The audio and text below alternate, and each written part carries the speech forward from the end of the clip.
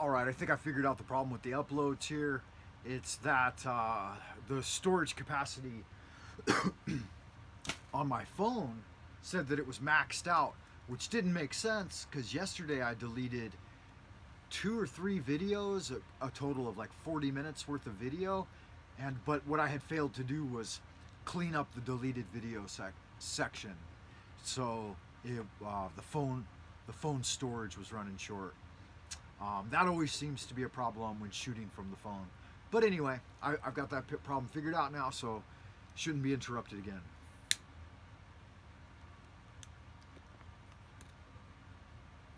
Light a little candle for protection and to light up the astral.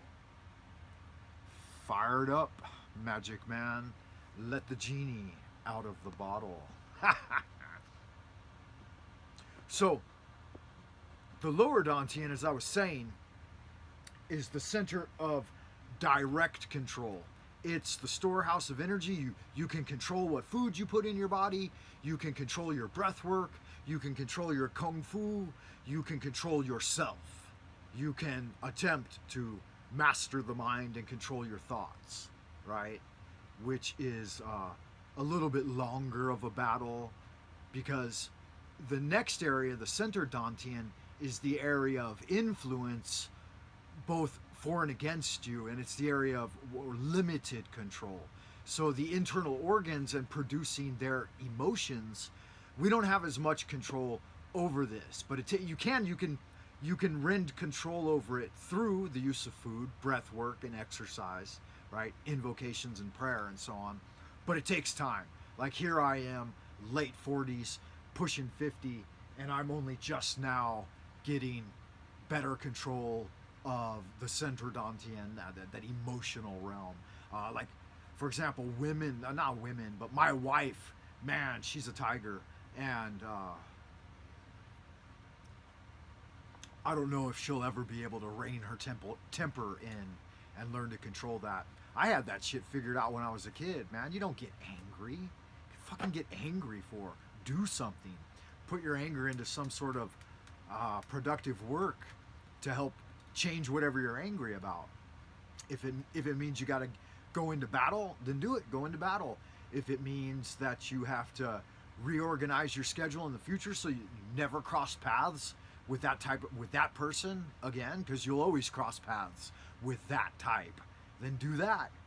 If it means you gotta, whatever it means you gotta do, you just do it. Don't waste your time getting angry over it.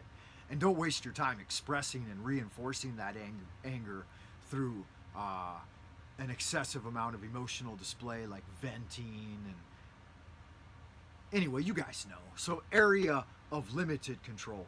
Then there's the spirit realm, the area of no control. And so also we have past, present, and future. Those things which you store down into the past, you have direct control over how you access those through memory and what you put into those, like your daily journal and your kung fu practice. That's something you can have direct control over. Each day as it closes, you have control over the choices you made in that day. Then the present is an area of limited control. You're in the present, so you can try to integrate future events and make those choices, but you don't have control over everything that happens in the present. Many things are coming at you, going away from you, so those influences are coming and going. And then the future, the spirit ones, is an area of total randomness from the standpoint of the individual in knowing those things which will come about. Like, unless you're a really well-tuned psychic and you can consistently see the future coming at you as it evolves, like training in the I Ching and Tarot will definitely help with that. And I've got a high level of sensitivity.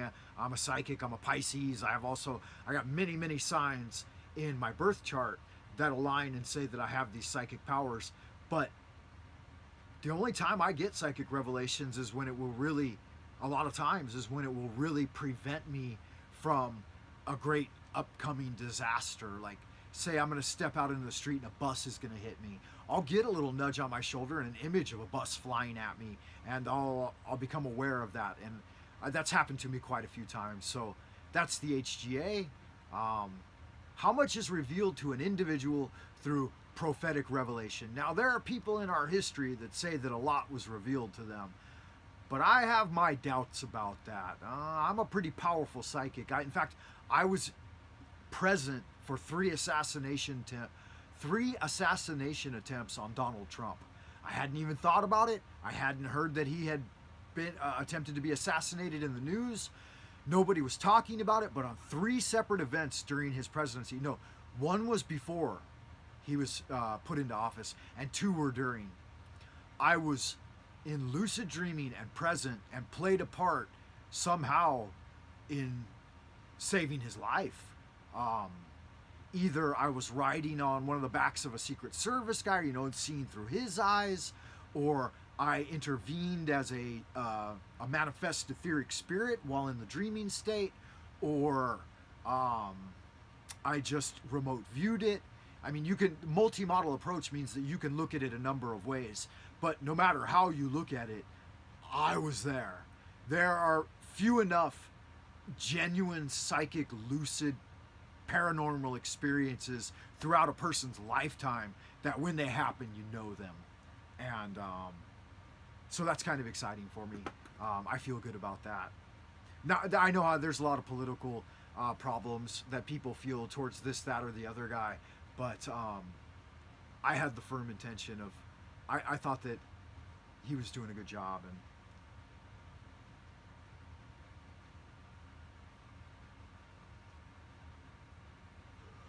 I thought it would be useful to provide that type of spiritual. He visited me here in Beijing. I don't know if you guys know this or not, but right after he was elected, and first visit to China, I was out working in the CBD, and Air Force, the helicopter, they didn't let the. I won't tell you all of the exact specifics, but I remember that his helicopter flew over, and I looked straight up at the helicopter and waved. I don't know if he saw me or not, but it's quite possible. You look down on a sea of Chinese people, and there's this one white dude looking up at you, waving. There is some relative chance that he actually fucking saw me. So I'm pretty happy about that. We had a bit of a spiritual connection. I don't know why, but it was there before any of this talk of presidency. It was there during, and since he has moved on or whatever, there hasn't been much. But I don't know. If he returns, maybe that spiritual connection will return. So thought I would mention that to you guys. Mentalism. And it all occurs within the mental realm, right? Right as we're learning here. The path to mastery. He who grasps the truth of the mental nature of the universe is well advanced on the path to mastery.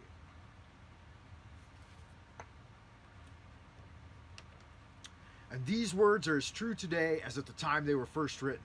Without this master key, mastery is impossible. A student will knock in vain at the many doors of the temple, and they will not be opened unto you. So, just to reinforce this one about mentalism, you can do all of your astral work, all of your ritual work, and even all of your kung fu in the astral realm with your etheric body. Once you train up and get good command of your etheric body, then you can do all of these things directly in the astral. You jump up in the morning, just sit in seated meditation, and do it all straight from the realm. And you can do it a lot faster too. You can shoot through everything like a flash of lightning. And that's a good way to reinforce it. For your physical well-being and for invocation of your environment, you should certainly jump up and do those things in the material sphere as well, if so inclined, which I do, because after 30 years of getting it done, I still like to do it, with the full body and some ritual gear if I feel inclined, wand, cup, pentacle, whatever. Typically, though, it's all done on the astral. And even when I do it in the physical form, downstairs or in the special room and so on and so forth, a lot of times I don't even touch the actual items. I've already made them. They're already firmly rooted. They already have etheric doubles. So there's no real reason. Well, there is. I mean, it's fun. it's fun to use the material representations of them. But those are not the ones that go with you into your immortality. It's the etheric ones that do.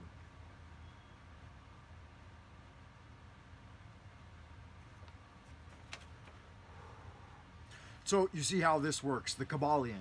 I wanted to address all 7 principles, but I've noticed that just getting through one just now, there's 7 here total, took about 30 minutes with the few concomitants that were involved in shooting these, some interruptions, and I thought there's always interruptions, there's always someone bopping in and out.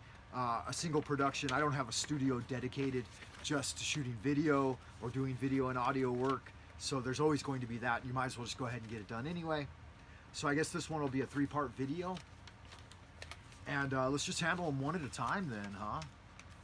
Magic Tuesdays. Typically Wednesdays are when I really like to shoot the magic videos, but having strong likings and dislikes, like and dislike, I like this, I don't like that, is against the universal way.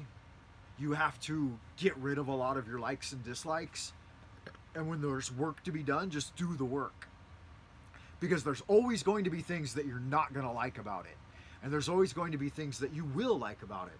And then if you set too rigid of patterns, like every Wednesday I like to do the Mercury Club, right, and get together and have philosophical discussions, you know, have a couple of cocktails or whatever, dress up like a magi, and then commiserate with those individuals here in my circle, my social circle, that are interested in the occult and the esoteric. But it doesn't always work out. Maybe it's once a month, maybe it's twice a month, maybe you hit all 4 Wednesdays and it's 4 times a month.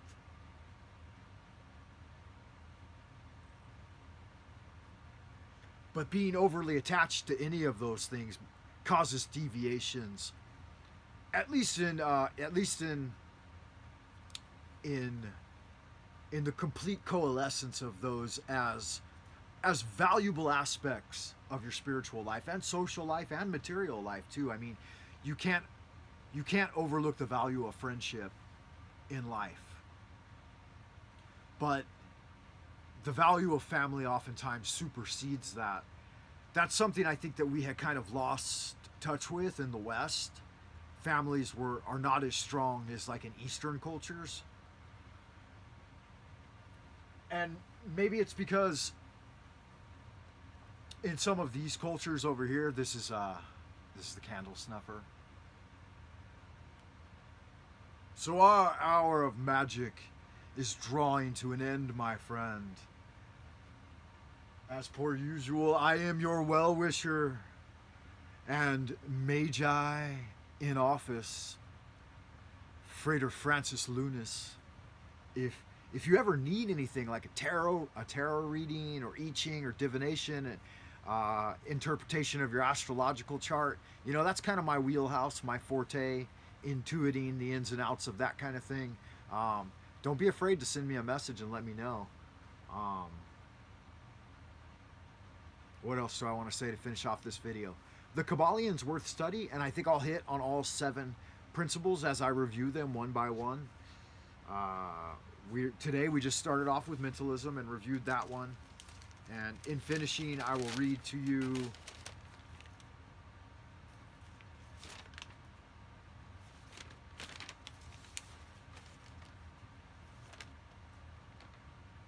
I will leave you with my predictions for the year, into the year and coming into next year. Be on the lookout for more signs of switching over to electronic currencies.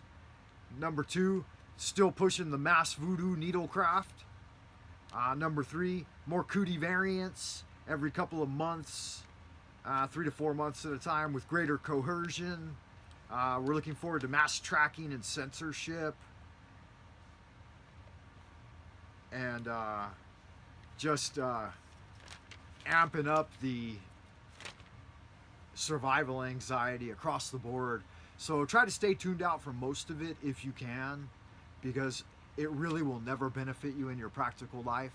And as we saw, like 2019, 2020, you'll lose a lot of friends and families to the rhetoric. And to this other, you know, this other dire plan, whatever they got going on. So, I love y'all good looking, sexy people out in Happy Land, and I will see you in the abodes of the future. Kisses.